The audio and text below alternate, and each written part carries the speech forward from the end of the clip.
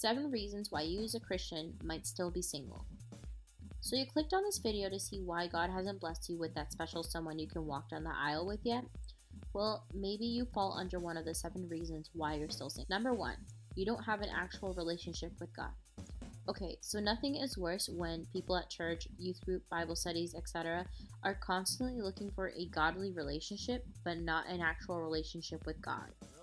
Like, how are you supposed to have that relationship that's supposed to be putting God first if you aren't putting God in your own private relationship first with Him? You can't expect God to bless you with a relationship if you're not willing to put the effort in the most important relationship, which is between you and God.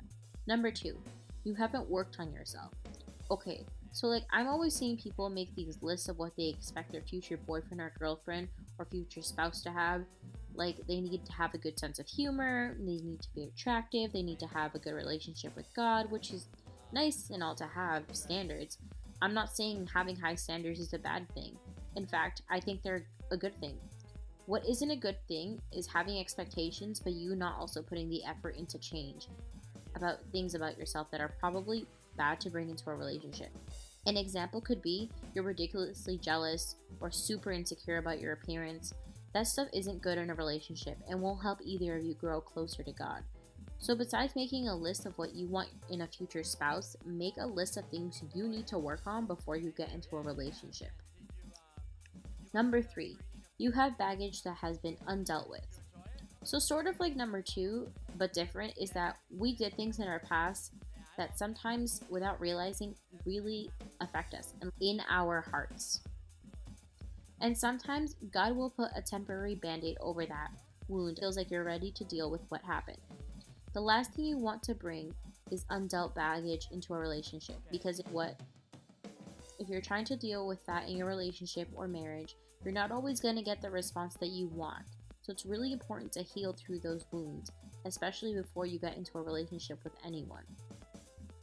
Number 4, you might have emotional strings attached to other people in your past. So one reason I've noticed why God isn't giving you the spouse of your dreams and stuff is because you're still emotionally attached to someone you've either dated in your past or someone you've really liked and you haven't let go. This also goes for people who've had things with people.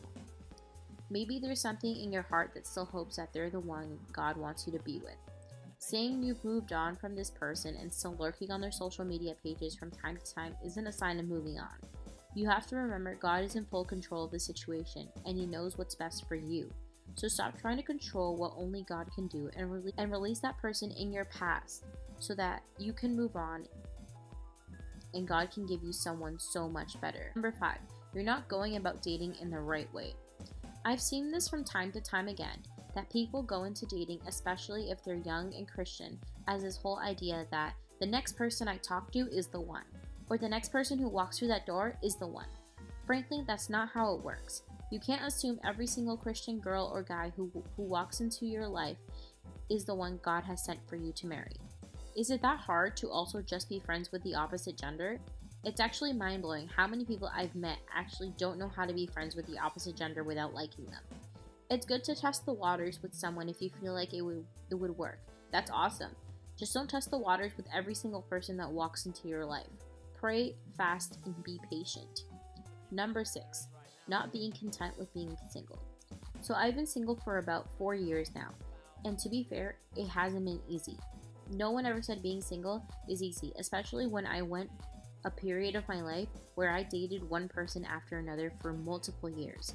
It's taken a few years, but I'm in a place now where I am content with being single, and this is my time to grow as a person.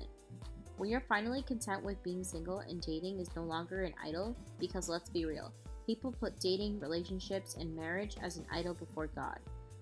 Once you give that up before God, you'll have a lot of peace in your heart. Being content being single means you understand that dating someone or being in a relationship isn't going to fix all your problems.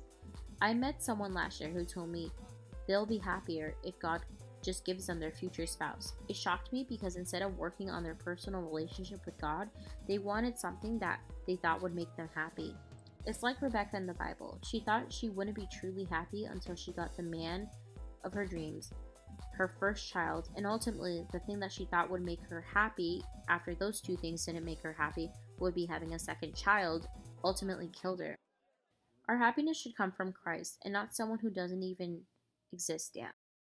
Number 7, this is your season of singleness.